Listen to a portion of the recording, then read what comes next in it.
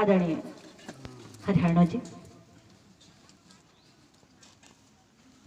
मैंने ऐसे सुरम्य और अनुपम छटा की कल्पना भी नहीं की थी कि सूखा नाले के इस गर्मा में, नाम तो सूखा है लेकिन सब कुछ बड़ा हरा भरा है, हरियाली से युक्त है। ऐसे वातावरण में शिवनाथ साहित्य धारा के ये साहित्य साधक साहित्य सर्जकों को एक मंच देंगे, उन्हें एक आयाम देंगे, उन्हें विचार शैली से जुड़ने का ऐसा सुंदर अवसर देंगे। बात साहित्य और अध्यात्म की हो रही है।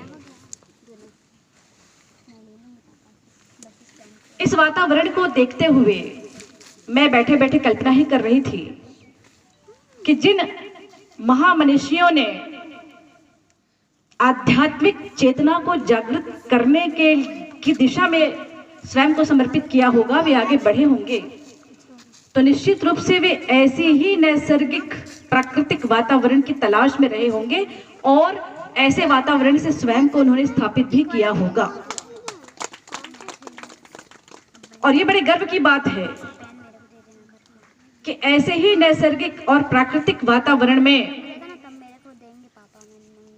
शिवनाथ साहित्य धारा की अगुवाई में पुरवाही साहित्य समिति के साहित्य साधक, साकेत साहित्य समिति के साहित्य साधक साहित्यिक चेतना को अंजाम दे रहे हैं। इससे बढ़कर साहित्य और अध्यात्म का संबंध और क्या होगा।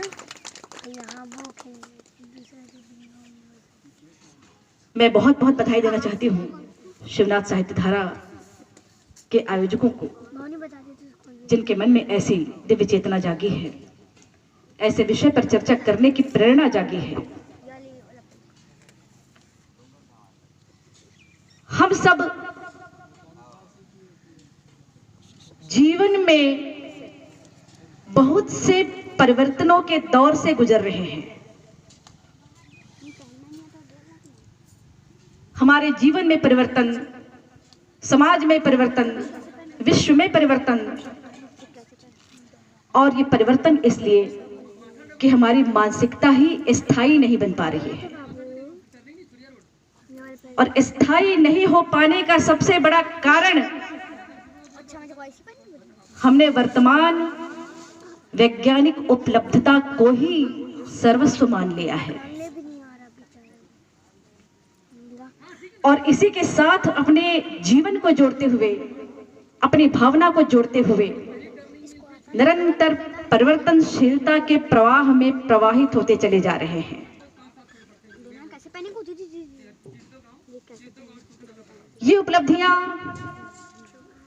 जिन्हें हम वैज्ञानिक उपलब्धि कहकर अपने जीवन में स्वीकार करते चले जा रहे हैं, नितांत आवश्यक है, इसमें कोई संदेह नहीं है। लेकिन ये विज्ञान का केवल एक पक्ष है, संपूर्ण विज्ञान नहीं है। अगर ये संपूर्ण विज्ञान होता और ये वैज्ञानिक उपलब्धियां संपूर्ण होती तो हम बार बार ये कहते नहीं सुने जाते कि इस उपलब्धि से हमें तृप्ति नहीं मिली।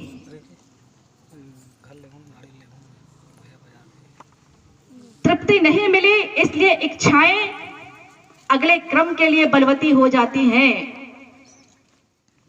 एक इच्छा पूर्ण होती है और उसके तत्काल बाद एक दूसरी इच्छा मन में जाग जाती है, क्योंकि वैज्ञानिक उपलब्धि जो है वो पूर्ण नहीं है, वो स्थायी नहीं है। और इसीलिए कहना पड़ता है कि जो प्राप्त है वो पर्याप्त नहीं है। तो फिर वो क्या है? वो क्या है जिसे हम पर्याप्त मानकर स्थायित्व से जुड़ पाएं? मन के भीतर कहीं ना कहीं तृप्ति का आभास हो, वो क्या है? जब ये प्रश्न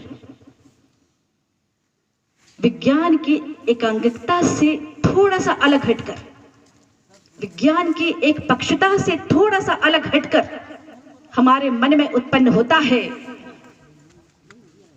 तो यहीं से अध्यात्म का जन्म होता है। यहीं से हमें सोचना पड़ता है कि आखिर ये अध्यात्म है क्या, ये मुझे कहां ले जा रहा है। तब पता चलता है कि अभी तक तो हम बाहर की यात्रा में थे और ये अध्यात्म मुझे भीतर की यात्रा में ले जा रहा है, उस मैं की तलाश में ले जा रहा है, जिसे जान लेने के बाद फिर और कुछ जानना शेष नहीं रह जाता है। लेकिन ये मैं अहम वाला मैं नहीं है। किसी शायर ने बड़ी अच्छी बात कही है कि जब मैं था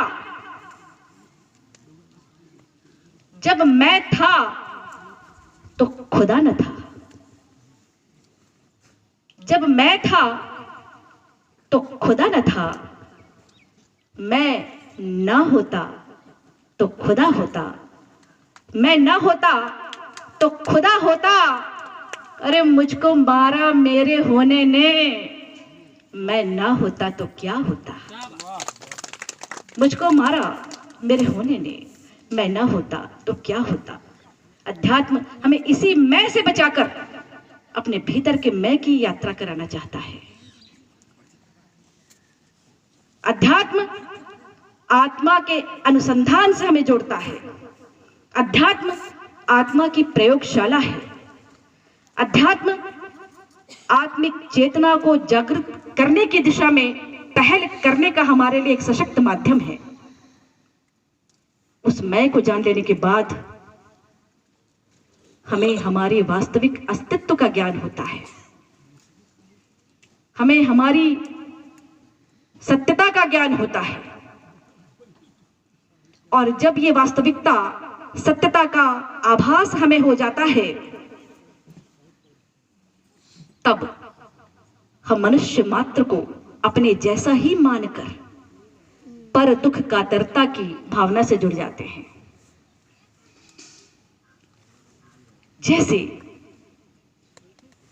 जो मेरा दुख है और उस दुख के कारण मुझे जो अनुभूति हो रही है, बिल्कुल ऐसी ही अनुभूति किसी अन्य मनुष्य को भी होती होगी। इसे कहा समानुभूति की भावना, जो अध्यात्म का एक महत्वपूर्ण बिंदु है। समानुभूति, जैसा मैं अनुभव कर रहा हूं वैसा ही तो सामने वाला भी अनुभव करता होगा। इसीलिए कई बार हम सब ने देखा है, किसी रचना को पढ़ते हुए, किसी भी कवि, किसी भी साहित्यकार की रचना को पढ़ते हुए अक्सर हमें ऐसा महसूस होता है कि ये रचना तो मेरे ही लिए लिखी गई है। ये कवि मेरी बात कर रहा है। इस रचना में जो पीड़ा है वो मेरे हृदय से उपजी हुई पीड़ा है। क्यों? क्योंकि उस रचनाकार ने अपनी आध्यात्मिक चेतना से जुड़कर उस रचना को लिखा है और इसीलिए उसमें समानुभूति की भावना आ गई है और इसीलिए हमें ऐसा लगता है कि ये तो मेरे लिए है। अभी ईश्वर और धर्म की बात स्वामी जी कर रहे थे। अक्सर भ्रम की स्थिति में हम रहते हैं। जो धार्मिक है वो आध्यात्मिक भी लगते हैं, या जो ईश्वर को मानते हैं उन्हें हम आध्यात्मिक समझ लेते हैं। दरअसल बिल्कुल बारीक सी रेखा है यहाँ पर, बिल्कुल बारीक सी, क्योंकि ईश्वर भक्ति से जुड़ता है, धर्म धारणा और निष्ठा से जुड़ता है,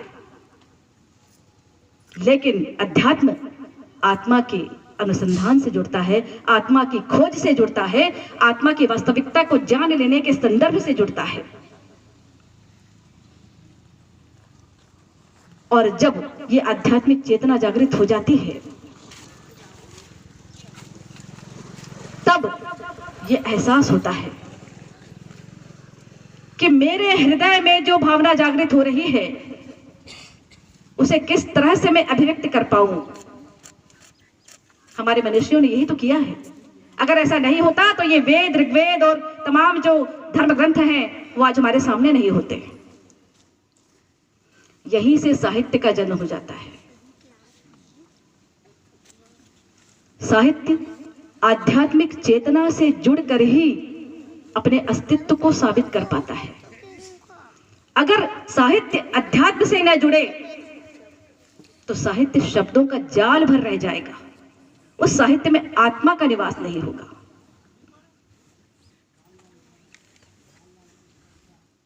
बहुत गहन विषय है, बहुत कुछ बोला जा सकता है, लेकिन कुछ उदाहरण के माध्यम से हम इस विषय को और अधिक स्पष्ट कर सकते हैं।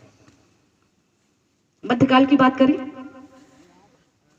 कबीर जैसी, दादू दयाल, मीरा जैसी भी चर्चा कर रहे थे स्वामी जी, इन सब की बात करें तो आज भी इनकी रचना हमें प्रासंगिक क्यों लगती है? क्योंकि इन्होंने आध्यात्मिक चेतना को महसूस करके उस भावना को अपने शब्दों में ढाला है। दरअसल ये कवि तो होना ही नहीं चाहते थे, ये कवि हो गए, क्योंकि जो सामाजिक संदर्भ से जुड़ते हैं उन्हें मान सम्मान की परवाह कहां होती है। ये तो केवल जन जन के लिए जीना जानते हैं। अगर ऐसा नहीं होता तो रामचरितमानस बाबा तुलसी की कृति आज घर घर में पूजी नहीं जाती। उन्होंने तो स्वांतः सुखाय के लिए लिखा था। वो कहते भी हैं मानस के भीतर, स्वांतः सुखाय की बात करते हैं, पर उनका ये स्वांतः सुखाय सर्वजन हिताय कैसे हो गया?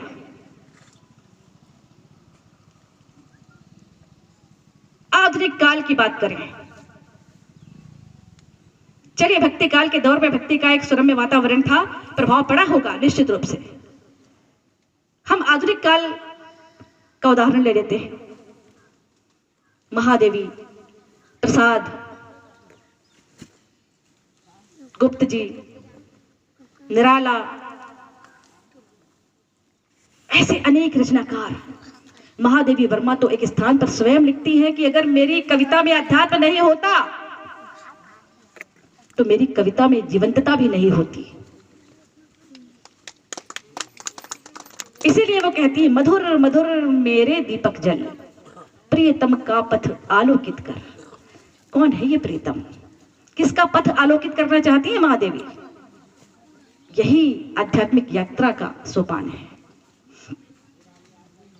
प्रसाद ने कहा अपने कमाईनी में कि गौरव था नीचे आए, प्रियतम मिलने को मेरे, मैं इठला उठा अकिंचन, देखा जो स्वप्न सवेरे।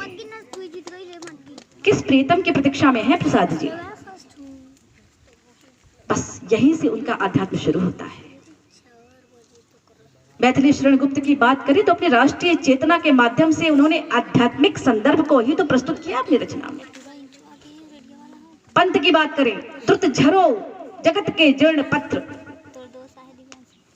जब इन पंक्तियों को देखते हैं तो इनका आध्यात्मिक संदर्भ हमें स्वमेव स्पष्ट होता हुआ दिखाई देता है।